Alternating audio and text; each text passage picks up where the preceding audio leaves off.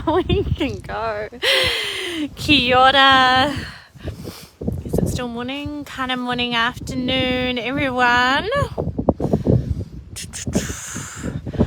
This is going to be my first time ever trying to do a shared live on the Ride Your Stigma business Facebook page. I've done a lot of, my hair is gonna go wild, women, today. I have done quite a few shared lives in my groups and my communities, talking about a heap of different bits and pieces. I've had on my personal page one of my clients come on and share her journey and her story around mental health, herpes, and working with me doing mindset coaching. But I have never, that wind is chilly, jumped on my business public page and done a share live. So I'm going to give it a crack today. I have a feeling just giving Star a couple of more minutes to come on.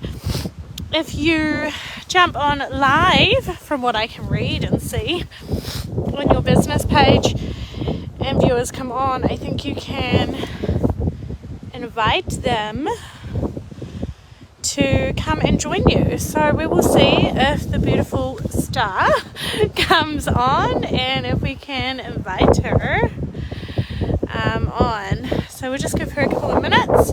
Otherwise, if you are tuning in today, I was going to say joining and tuning in at the same time, then make up my own words. Say kia ora, say hello, and where you are coming in from.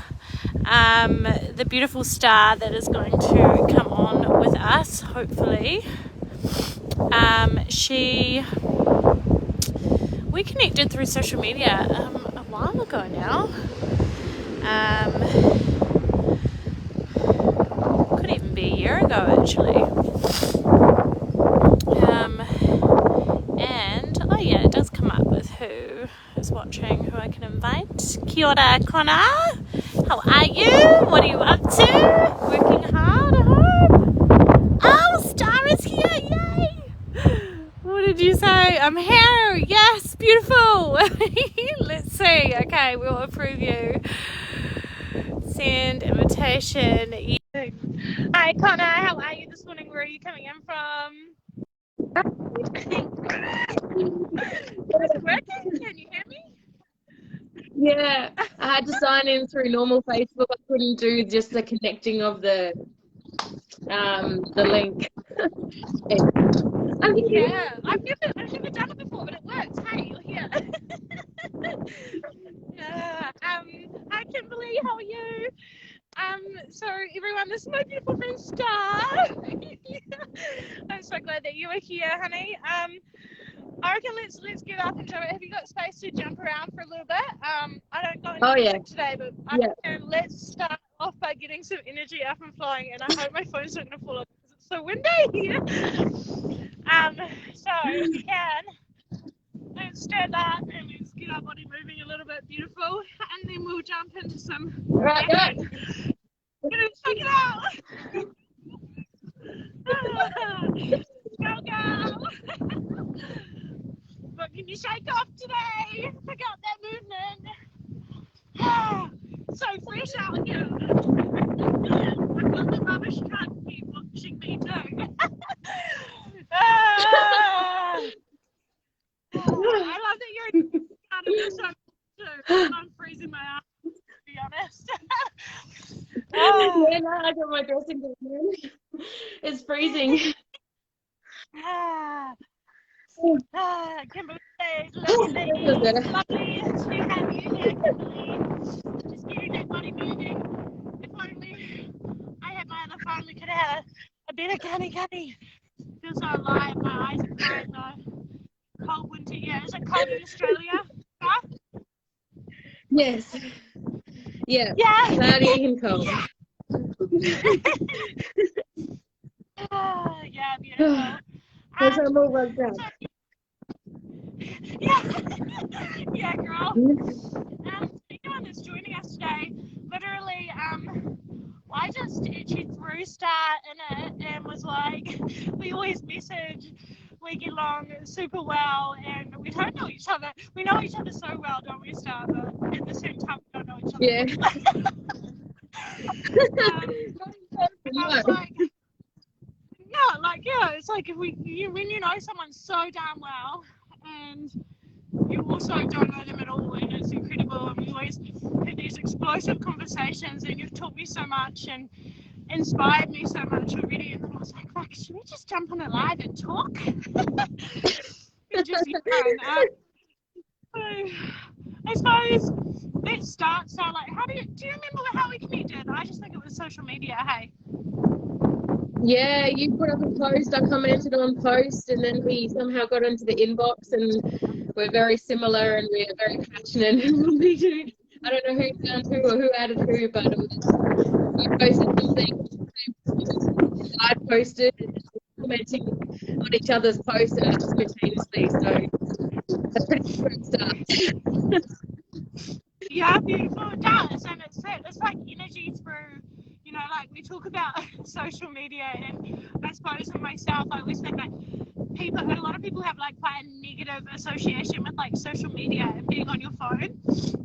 And this is the one part of social that I'm like, this is not negative. Like I can feel so many beautiful energies and meet so many amazing people. Like there's a chunk of people in my life that I have met through social media that have like saved my life and inspired me to like get the fuck up and do shit and learn. And it can be a really, really cool place. So do you want to tell everyone, I don't know, like a little bit of like where you are in the world and what you do for life, like what lights you the fuck up? So I'm in South Australia. I live in the Corio Peninsula, and I'm in service to people, and soon my business is stretching into encompassing animals and stuff as well. But that one's a little bit more under the hat. Yeah, so just being in service to people as a transcendence coach and help people really connect with who they are inside, like getting rid of the conditioning, the stigmas, and that's why we connect so much, because I think it was when we started talking and I was just like, when you were going to do the podcast with me, I'm like, oh golly, my whole life is a stigma if you were to look at it. And I just remember sitting there and writing it all down and going, everything's kind of a stigma. There's so much controversy and so much difference between like, what people will and won't talk about, and like openly when it comes into traumatic events. And there's just so much power in sharing stories, and we bring in the stigma in that. And that's why I love your business of writing the stigma, because when we can really reclaim these stigmas, these stereotypes, these divisions that humanity, society kind of places on us, like you should be that and you should feel this way and this is the box you fit in and you should stay in this box. But we just have so have to be in a box. We've got a diagnosis, if we've got sexual stuff going on, if whatever. I don't think we're defined by boxes, because just in case like we might tick some of those areas, but that's not who we are. And that's what I love to remind people of, and that these diagnoses, these stigmas aren't a life sentence. Like they may identify a part of us, but they're not our identity. They're not who we are. And I know that's why we connect so much, because we can see beyond that. And it's been such a journey to go from there to here, and just being all encompassing of all these stigmas, all of these stereotypes on us, and going through that and supporting people in their experience of themselves, really, that's like undefined by society. So I'd love to hear what you're doing as well.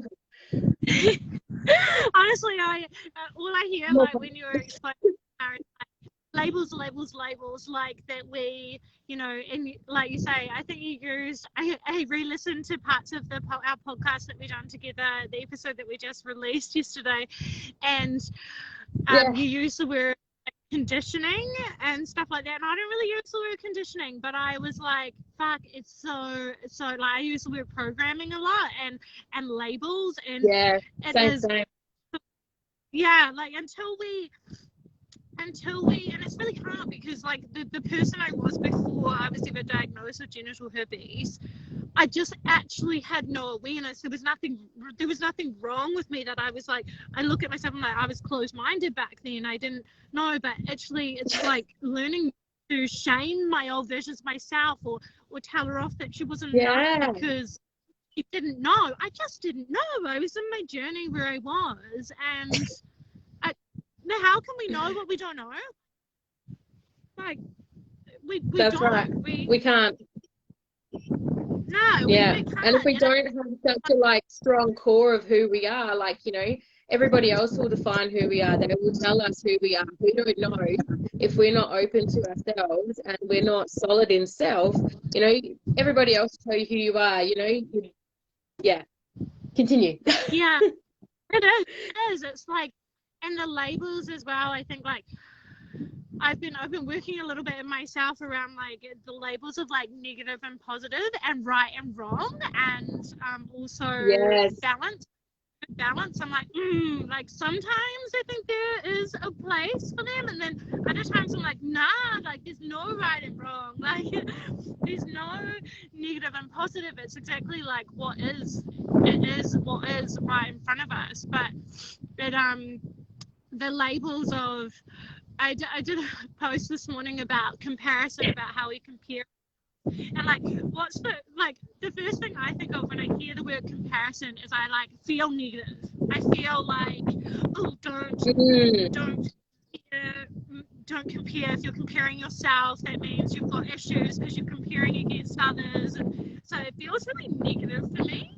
Like that's even the small labels comparison. I'm like, oh, and then I thought about it, I was like, do you know what? Comparison can be fucking awesome too, because it can be a comparison of like reflections of past versions of ourselves. It can be, I talked about this morning on my Mindset Monday, comparison, because I was like, oh, where do I have comparison in my life? And I don't feel like I don't feel like it's that common for me, but if I dig deeper, I definitely have a comparison in entrepreneurship, and comparison against myself in a form but intertwined with money, like money and where I am in my business and stuff like that. I'm like, oh, so where am I comparing? And I'm not comparing, I suppose there's different levels of it. Like we sometimes compare in like a real kind of jealous kind of triggered way, and then we can also compare in a way we were inspired. Like I think about my coach that I'm working with at the moment, and I do compare myself, but not in a jealous way, in a like,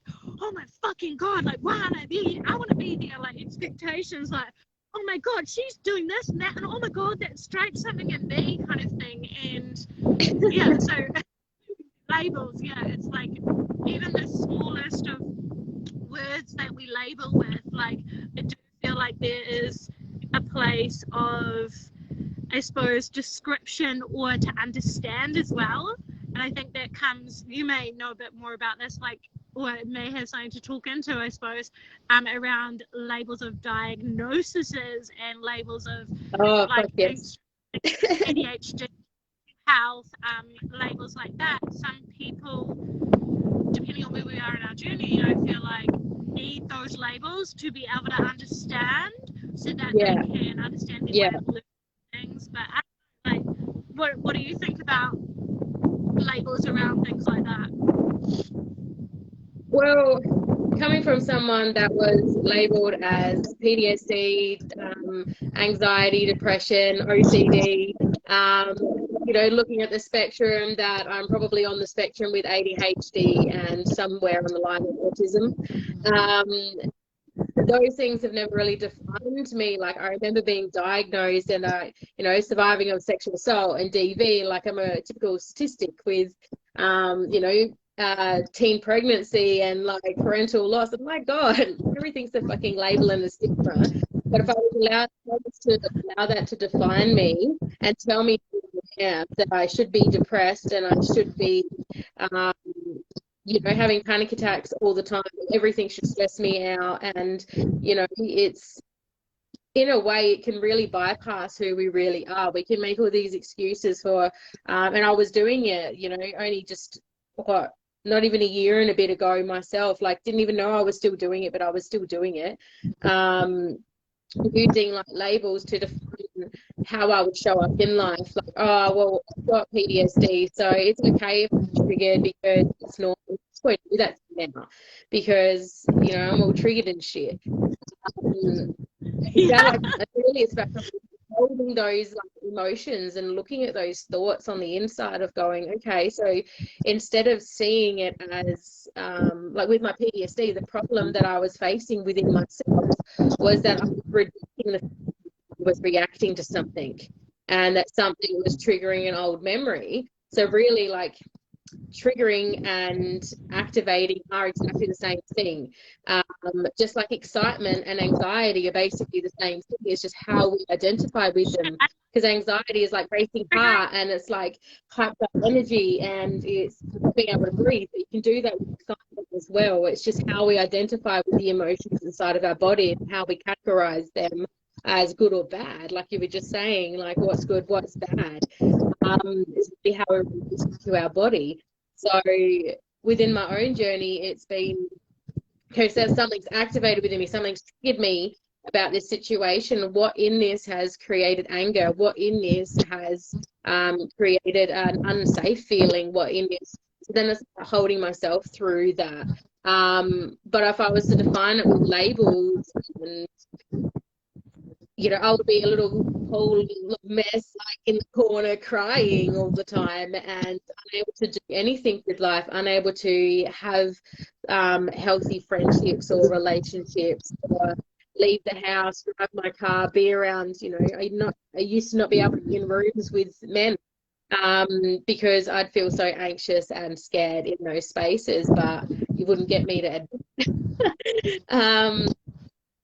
yeah, I don't know, just I feel with labels, they really are programming all of their own. This is who you are, this category you fit into, and it really becomes part of your identity and who you are. And, oh, I can't do this because I've got anxiety. I can't do this because I'm depressed. I can't do this because somebody might attack me and hurt me. Other situations. I can't do that. I can't have a meaningful relationship because I've got an STD or something like along those lines. It's really identifying within self of having all of these things and then taking what it means about you as a person. So it doesn't really matter if you've got those things. It doesn't really matter if it's resources and tools to help you navigate, really. So you can have understanding, you can have compassion, you can have, okay, so that's a normal thing to experience in this situation. But you can still decide, like, that society teaches so much about this freedom of choice, that we always have choice on who we are and how we show up and what we want to do despite what we might be feeling, and those are warranted and okay as well. Like anger is okay. Anger and rage can be turned into passion. They can change the world. Like if someone is so driven, so activated by something that they've seen, which is why my business is taking a new turn. Exactly. Like, yeah.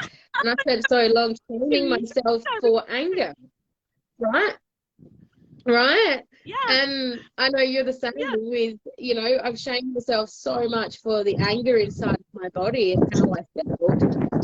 When that anger, that rage that's there, that's totally warranted, that's totally okay to feel. And you look at that and go, okay, so what can I actually do about that? What is something that I can use this for? And it can be turned into the most creative, potent energy that changes the world, that changes lives, that changes your own life. It's like this driving force that just goes, this was not acceptable, and I'm okay to feel angry about this thing, so let's do something about that now. And I've lost completely what it even was. And something about labels. something about labels, and it is well, all I could picture when you were saying about like anger and rage, then like how it can, what did you say? You said something like anger and rage can turn into our passion, and I'm like, all I can visualize right now is me in my dance class this week, like fucking like punching shit while I'm dancing, and it's like the power in me, like the passion in me to get the fuck up. And I think about like my herpes diagnosis, mental health, like you say, all those fears and limitations and things that we live through labels. And I think like back to, I never consciously thought this or understood this, if that makes sense, but I unconsciously did it when I was diagnosed with herpes, thinking, oh, society tells me that I have an STI, no one's going to love me, I'm so shit, like that. But it was automated. Like I never thought that. I never actually thought that, but I thought that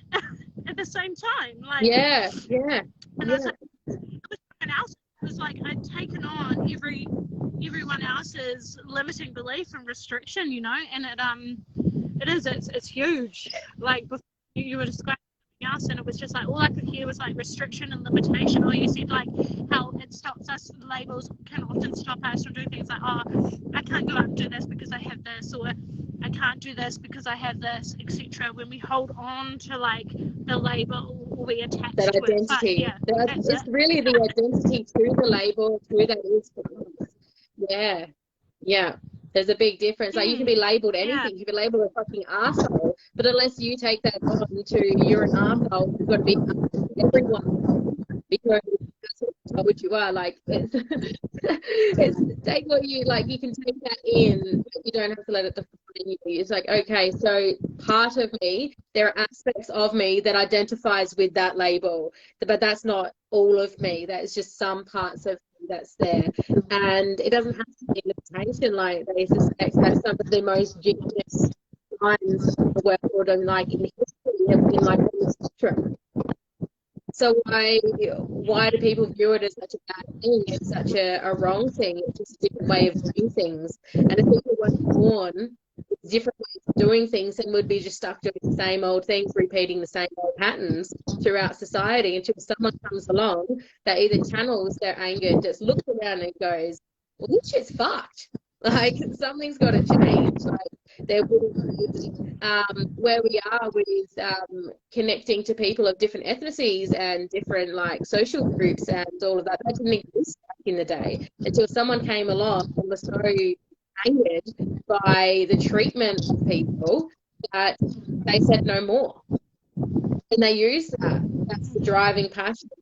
That's what I speak of as that's what, of course, like people looking at anger would certain elite people in service that, you know, keeping people subdued, keeping people to a state of compliance would be serving to certain people out there.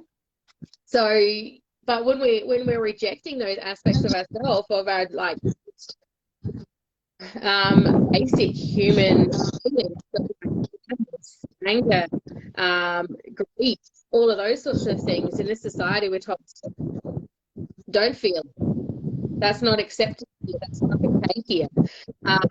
And so then it becomes suppression, and then that's how we get all these other things that like don't even get me on the topic of what we put into our bodies and what is in everything that we eat that inflames the body. And it's just a cycle, isn't it? It's just external stuff, internal stuff, and trying to navigate our way through all of that to who we actually are.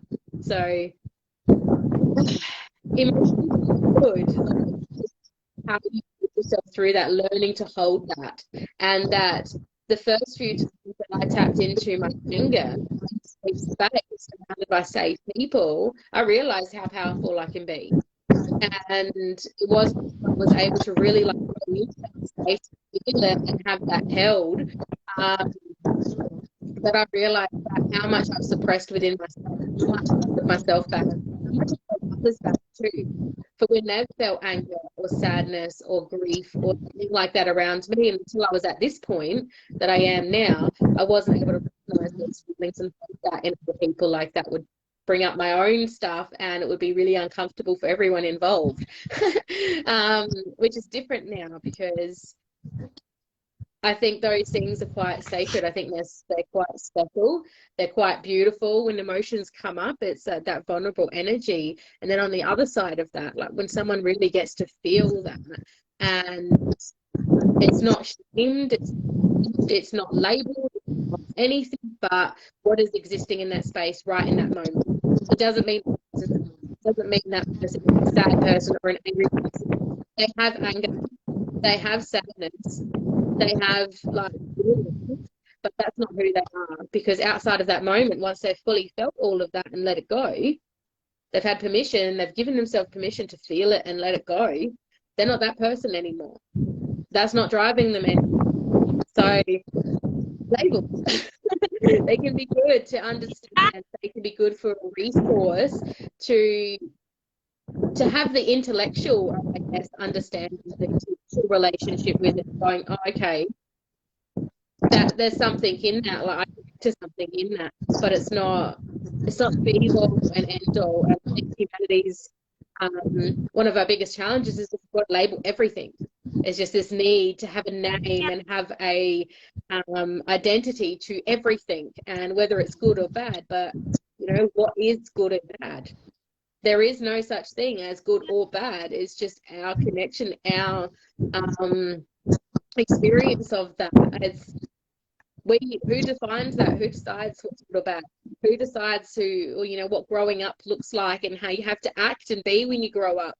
You know, that obviously you can't be like running around like a fairy in the forest 24/7. But you know, there's no reason why you can't do that. Also, like run around with your friends, you know, as a fairy if you wanted to. If that brought you joy, if that filled up your bucket, if that felt good, then more of that, please. We don't. I think just when we get to just say that one again. All I can picture when you're saying that is like reaching out of the box, rather than like I've got right now the word appropriate screaming. I'm like, appropriate. Yeah. Like, I just want to roll my eyes. What the fuck is appropriate?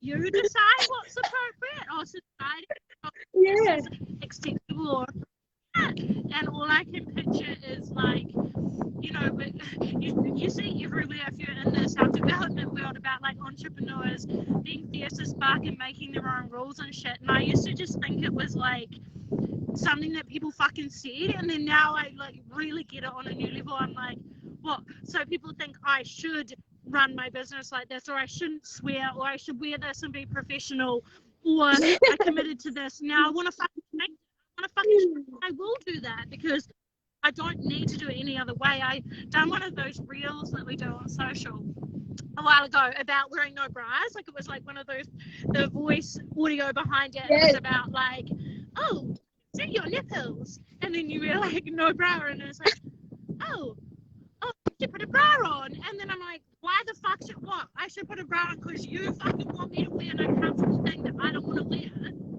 And then they're like, yeah, that makes you comfortable. Yeah, like who the fuck decides that it's appropriate or not appropriate? If you can see my body part, like, or you can see there's an arm in here, is that inappropriate that you can see my arm? Like, no, because people have put a fucking. And I actually said, I had someone in my life that they seen the reel and then they were like, oh yeah, but you're courageous, blah, blah, blah. But they said they agreed with it, but they obviously didn't get it because they agreed with where the reel was coming from. And then they said to me, they're like, oh yeah, but I can't wear no bra at work. It's inappropriate. And I was like, okay, you're not getting it. Why? Who says don't wear a bra at work? I was like, because what? Because men can't control their eyes and you're comfortable in your own body. I was like, yeah, that's right. And then it's just a double binding, isn't it? Like it's this thing that gets placed on, especially women with their bodies, that it's a double binding that, you know, we have to look at it a certain way appropriateness at all times because men can't control themselves. I'm like, how does that equate anything? And, you know, when you're speaking about this, it's like, oh, I should probably wear a bra because I'm wearing like a white top and I'm going to be jumping around probably. And then I was like, oh, I should probably put like a jumper on and, you know, blah, blah, blah, and actually put clothes on. But as you know, like, I woke up this morning, I was like, took my son to school late because I was just like, I wasn't going to rush. I just let him have his breakfast and ate his food. We got to school and I come back and I'm like, oh, I should probably put actual fucking clothes on. And I'm like, no, fuck that, because that's not showing up in an integral space. That's showing up in my integral energy now. And the second I get off this live, I would just be getting back into my nice, comfortable clothes once more. You know, snuggle back up underneath like a blanket or something. I was like, fuck it. I'm not putting a bra on because I don't need to be comfortable. Someone gets some, you know, sees my nipples through my white top, then good for them because full for that. Yeah, babe, it is. And then it's like comfy and warm. Exactly. And it is. It's about being real and human. Like, I realized so much. Like, I used to try and perfect myself a lot with my business and how I showed up.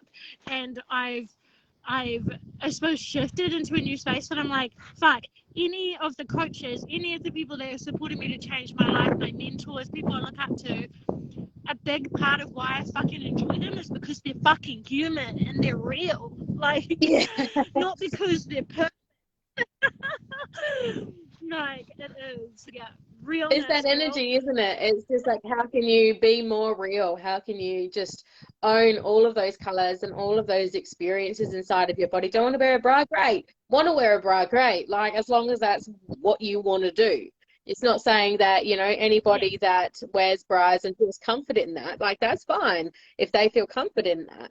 But if you're not comfortable, if you're literally only doing it because somebody out there might judge you for it, then let them fucking judge you, because there's got to be somebody else that's going to judge you for not doing it. So whatever, if you're going to be judged, you might as well be comfortable and enjoying yourself while you're getting judged. That's how I see it now. That's not how I used to see it. It used to be quite debilitating and quickly forward. But that's not where I am now, and that's not why I'm in the profession that I'm in now, because it's absolutely liberating. It's free to just be oneself, like, without there needing to be anything else. It's fine. Today I want to wear a bra, then I want to wear a fucking bra. If today I don't wear underwear, I won't wear fucking underwear at all. You know, if I want to go to the dressing gown, like, my partner just says, what the fuck, when I go out sometimes. I'll be, you know, wearing he'll be like, you look like, you know, Shazza, like someone like a bogan, tracky pants and like my dressing gown, the one that I was just wearing. My hair's not brushed, and I'm like, you know what? This is the mood that I feel right now. Like, I'm going to the shops. I'm not going there to please the people at the shops. I'm going there to get my things. If someone is looking at me thinking that I am lesser than I am, then that ain't about me at all. I am comfortable, I am warm, and I am fulfilling my duties today to do the things. Outside of dressing appropriately for that, is not in my, like, importance list right now. So, you know, he just sits there and goes, oh God, some days. And I'm like, well, if you've got a problem walking around with me like that, then don't come to the shops. I'm still going to go this way. I go there no shoes. I'll walk around no shoes. I'll go to like shopping centres and forests and all kinds of things with no shoes. And he goes, I'm cold. And I'm like, no, actually, I feel more grounded when I have bare feet on the earth. And, you know, if it is cold or if it is hot, sometimes I run across a lizard because it's so the concrete is. So I was like, as I'm running across the concrete, it's a little bit more than my feet can bear at that moment. And he's like, do you agree? I think no, I don't. No. Yeah. Like, one day, but I'm It'll be what? I've got alive, a little bit crispy, but alive. A little bit crispy. Crispy, all right. Yeah, it is. And it shows that when you hold when yourself in who you exactly are, and that you don't need to be anyone else to live, it's so different. Like, I talked to a girlfriend the other day, and she even said to me, she was like, oh, I'd be confident and fine if I was with you, Maddie, but with X, Y, and Z, all these other people in my life, there's no way I could do that. And because I think we're talking about how I just like twerk in the side of the street. I would just dance here if I was like having a bit of a wacko mood, and I was like myself and giggle and make noises, and I'm loud in public. I'm not often quiet. It's who I am, kind of thing. And my was like, yeah, well, I'd be sweet if I was with you. I'd probably be dancing with you. But if I was with anyone else, I'd kind of just sit there. Yeah. Just quietly. And I was like, isn't it interesting? And I realised it's like, oh, okay. It is Because it's different when she's in that space with me, and I think it can be. It's like that ripple effect, like that contagion. That if we proximity is power. Live and be exactly who we are, and it's like you'll know because you're in coaching or entrepreneurship, like embodying who you are. And I had a conversation with my coach in the last little while about, because she said to me, she was like, we're talking about boundaries, which fuck, I'm doing so much work on boundaries, but I've got a long way to go.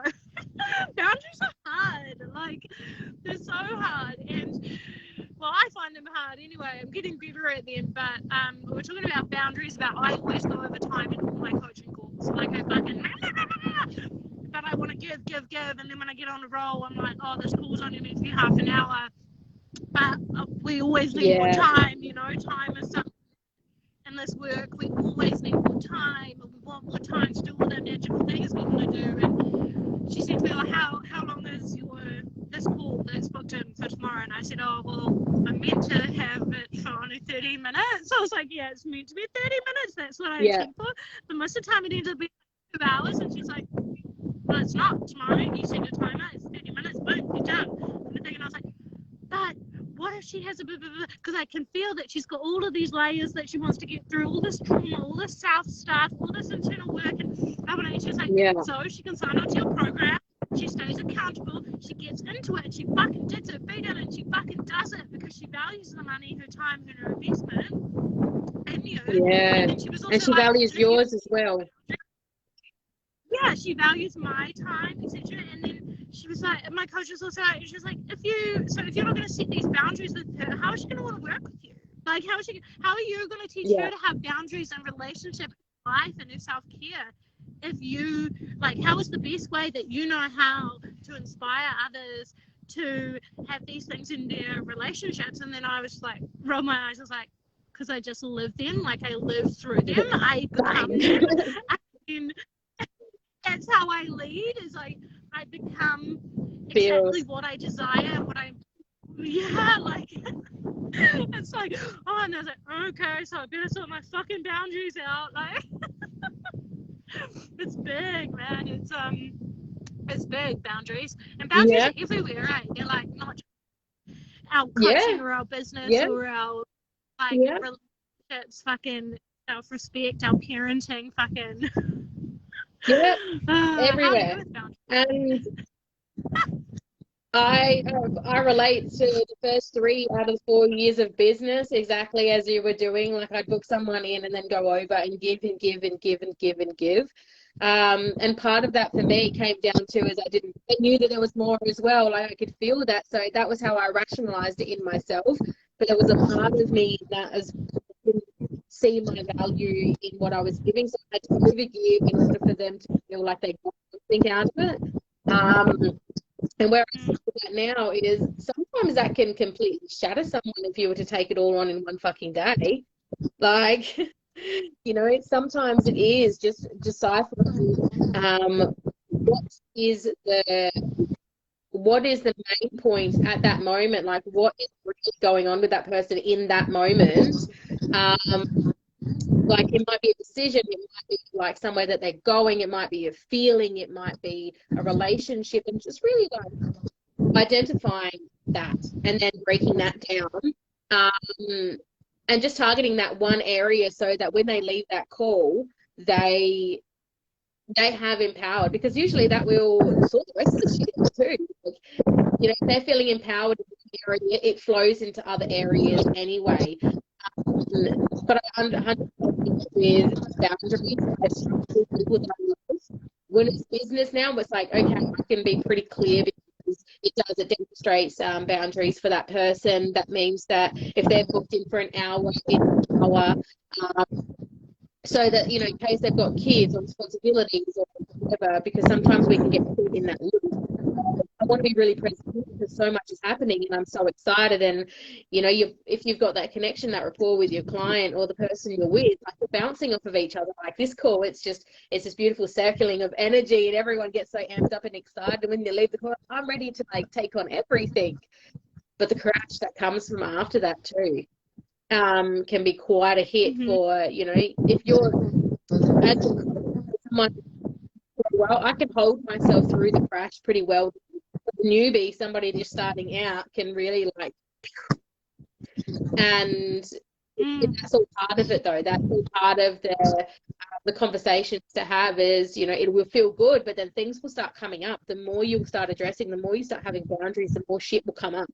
The more things that would challenge that. You'll have like a loved one, like, you know, maybe like a sibling or something, going, can you watch my child? I've got to go to this job interview and I've got to do this thing, and like there's nobody else, but you really control yourself that day. You know, it's hard because you can rationalize that I can do that.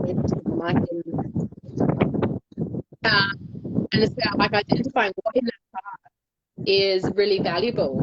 So it's a struggle for me with people that I love to not allow that to overstep my energy and overstep who I am, and what I'm actually able to give.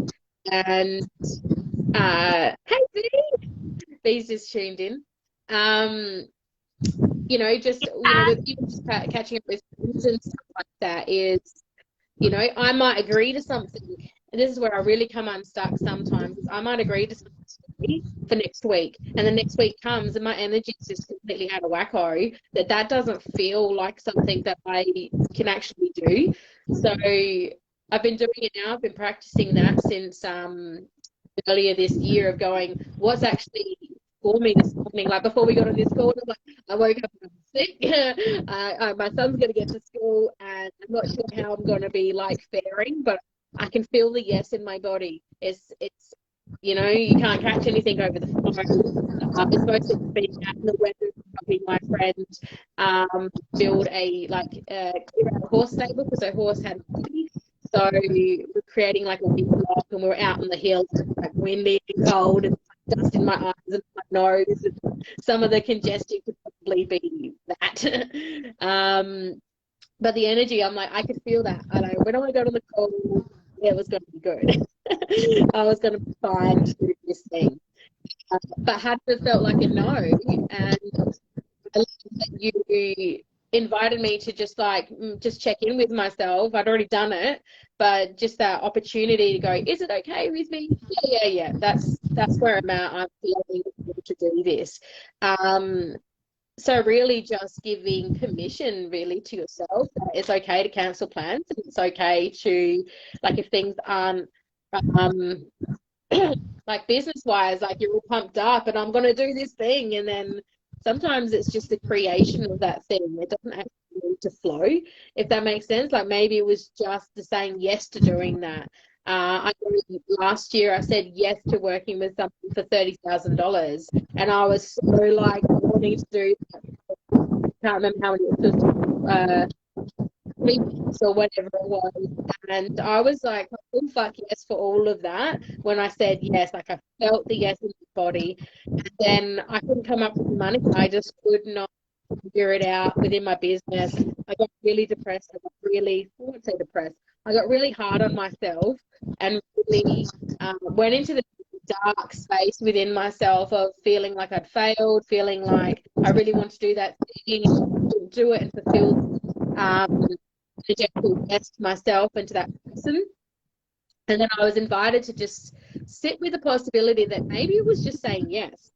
Maybe that's what I needed out of that situation, that it wasn't actually to do the program, but to see my value. I didn't hesitate. I knew I was worth 30,000 and more. I knew I was worth that investment. I knew that that investment would pay off, and, you know, then we started in that space. But I learned so much through myself, just saying yes to the possibility of investing $30,000 off the bat for myself. Had I had the money, it would have been done. But that was probably just learning of was to say yes, and then to myself through the grief of not being able to fulfill that when it came through, and being able to see that sometimes we just need an opportunity to say yes to something and feel that in our body, feel that. It's like I had this beautiful, I don't even know, like I never felt a fuck yes like that until that moment. It was electric in all of my being of what that felt like to be in that energy of that yes. That's what my yes feels. So for the next few months since that, I can't remember how many months, probably about 6 or 7 or 8 months, I've been going, okay, so fuck yes, because that's what a fuck yes feels like. So if it's not that, close to that, I don't want it. I don't want to do it. So I didn't know that before. You're just talking about the power, hey?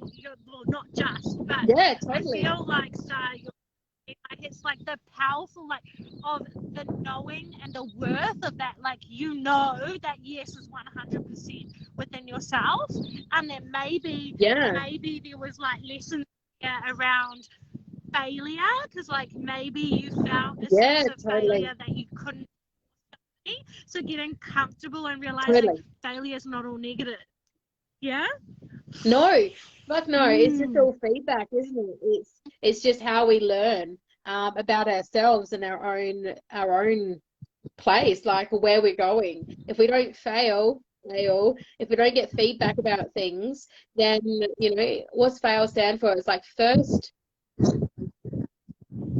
can remember it. Oh, yeah, there's in learning. It is first attempt in learning. Yeah, something. I can't remember it. I can't remember it. I'm pretty sure did you say it? In learning. Yeah, first attempt in learning. Yeah. Because that's what it is. Like if we got everything right, we wouldn't learn, like, at all. Like, it wouldn't get deep anyway.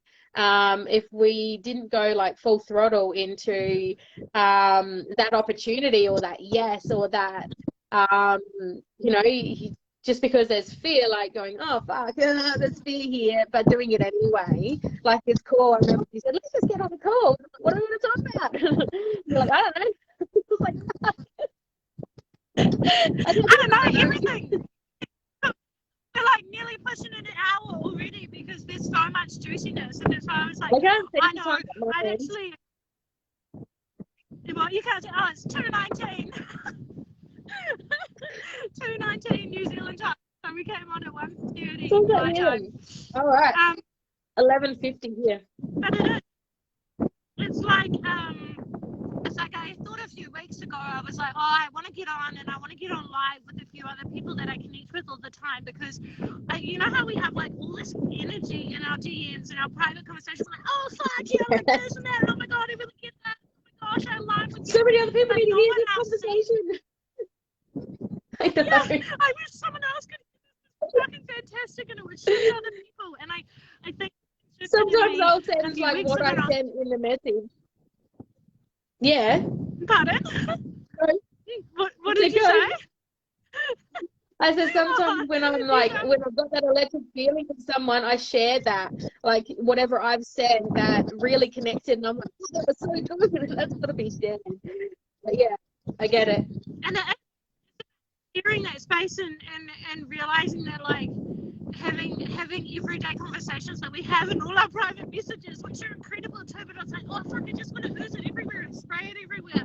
And that's why I was like, and then we kept talking, and I was like, well, why not? Why not just go live and why don't we? You know, like we do all these planning podcasts where we know a skeleton of what we might talk about, or we have time to think about what we might have a conversation about. And so it's like, like, think about things that you might want to share, but at the same same time, it's like if we come on and we have spontaneous conversations, that's when we flow. And you'll know, especially like with your stuff, and I'm only just, I suppose, well, learning or coming more into a space of my spirituality and stuff, and learning how to like trust things and have just stuff just pour out of me and whatever is coming through. And I'm learning that like with my life.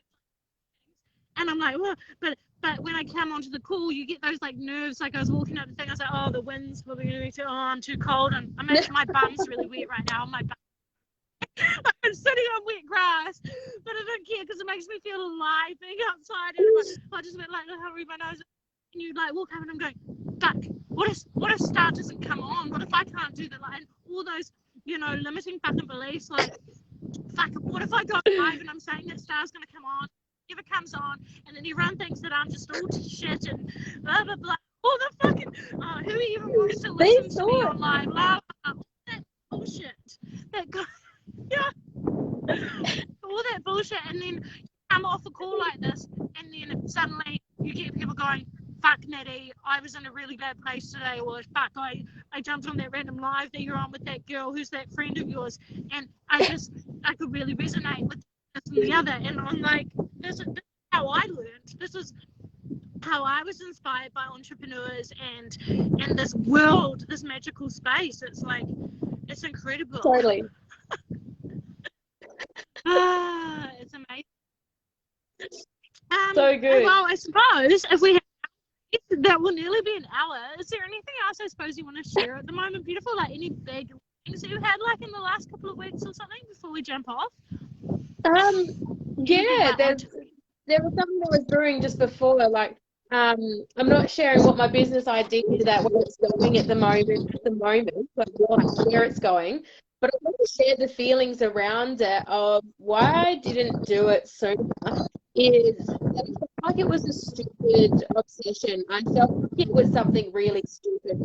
And those judgments we place on ourselves, like, no, I don't want to do that. That's just my stupid little thing that I do. And it's not interesting to anybody else. No one else is going to understand this level of like obsession with this thing.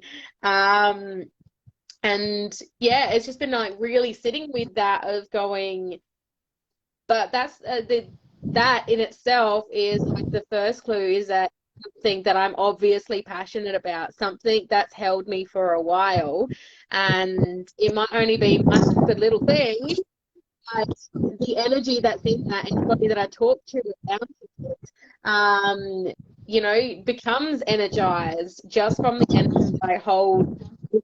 So what's coming through to share into this space is, if you're feeling like something is a stupid idea or just your stupid little thing, or there's judgment around that of the appropriateness of it, or you know, that it just doesn't make sense, and why would I do that? That just would be like something business related, and then just into what it is, those feelings, because on the other side of that, like, I had my biggest breakthrough in the last couple of days, about 2 weeks, to fully land, and it started with someone just saying, what about if you considered that maybe you're in service to this? And I'm like, that's stupid, it's just my stupid obsession. What if? And just sitting with that and then letting it unfold for the next 2 weeks of going, yeah, what if I was to actually play in that energy, and what could that turn into? And I tell you what, it has been the most expansive experience, to like the best idea that I could even express right now. So sit with that, like those silly little obsessions that you might have. You're like, I want to know what it is now. I can feel like I'm so excited. Wait, tell me, like, get a little bit closer. I'm so excited, but I can feel the excitement. I don't even know what I'm excited about. Exactly. And that's what I've been sitting with the last 2 weeks, is that's the level of excitement that I feel about this silly little obsession. And this is what that full fuck yes felt like last year, that yes, that I felt that gravitating pull of it. And sitting with it, the only thing stopping me in this moment from going full gunter into that is money.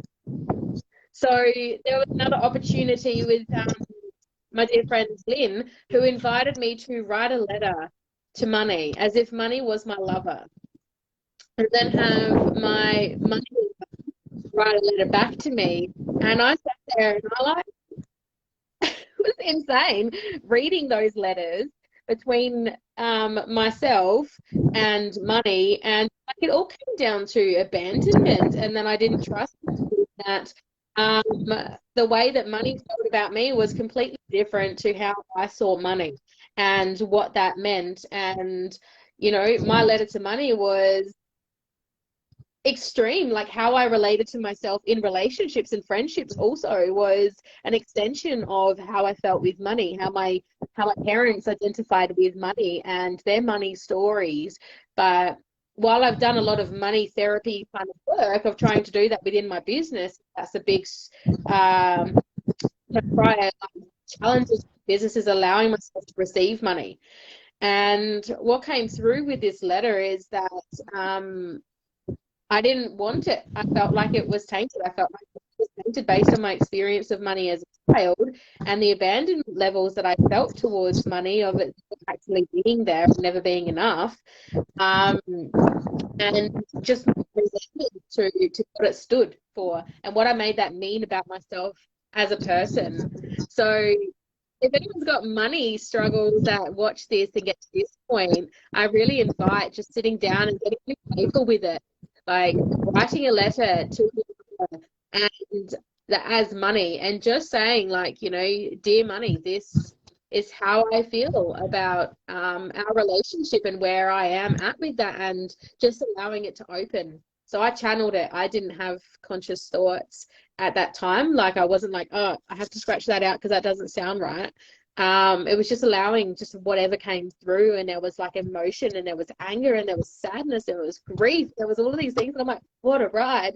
And then I had to process that, and then I wrote a return letter from money to myself, and the way it really described of what it would do for me if I was to open to having that energy, because that's all that money is really, it's just energy, but to open to that, and it was taking me to like these extreme heights and what it would do for me and to me if I was to allow it into my space. I was like, whew, it was big. So if you've got money stuff, I would love to just talk about that as well, of just having that opportunity to really sit with that. And I had so much resistance. I think it took about 2 weeks to do it because I just couldn't get myself into space. I wrote hard, but it was very half-assed. It didn't really put energy or effort. And then I realised how much of a sabotage attempt that was. I'm like, well, there wasn't really anything in that until I sat with that avoidance thing. Is just, instead of when I've been invited to do something, it's like, okay, I'll do that because they said to, and I'll just get it out of like a little person because they told me to. So when they do ask me, I can say that I did it. And then I realised, that's a sabotage attempt. That's an avoidance attempt going deeper. So I'm like, okay, so I'm going to sit with that, and like I can go so much deeper than I allowed myself, that there is something there. I sat down my depths of my soul that wanted to come through for money, and then I read it out. Like I wrote it, then I read it out, and then I listened to it. So I did all the VAKs of visually seeing it, audibly hearing it, and really feeling it. And then I did the same for the return from. And so I just sat there and I was like crying, listening to it, of what that would feel like, what that fucking would feel like in return, to have it come back to me. And it's been very different in my world. So have you done much around money with program? What would be your best? I was just going to say, people listening to this? For me at the moment, yeah, I had never written a money letter back from money. You have just dropped something in for me, because I've done a lot of money mindset stuff with you and Ray a Me couple too. of times with his courses.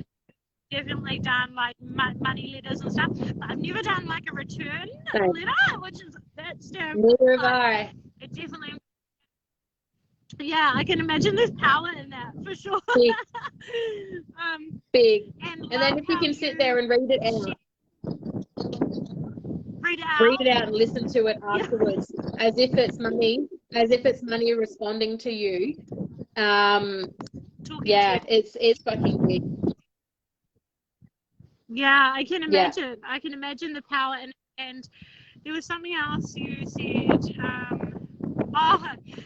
Money related, but not money related. Like about the tasking, how you're like, oh yeah, I'll go and do this because so and so said to do this, and then you like do it because you want to do it, but you're not in the full embodiment or energy of it at that time. Like I've had that with my intuitive healer certification. I turn up to every live training because I'm so much better live. Like if I can play out and I comment and I move, like I move shit real good when I'm live, but there's been a couple of live trainings that I can't choose when they're live, and I know I've been emotionally inside needing to actually not really need to be on the call. So I'm on the call because I know that there's one element of accountability and like commitment that drives me, and then I missed hearing certain things that have not sunk in, and then but I've turned up and I've completed, and then people are like, you already watched the training, and I'm like, no, I've got to go back and watch it again. So I've actually like watched all 8 modules, 3 hours of just the training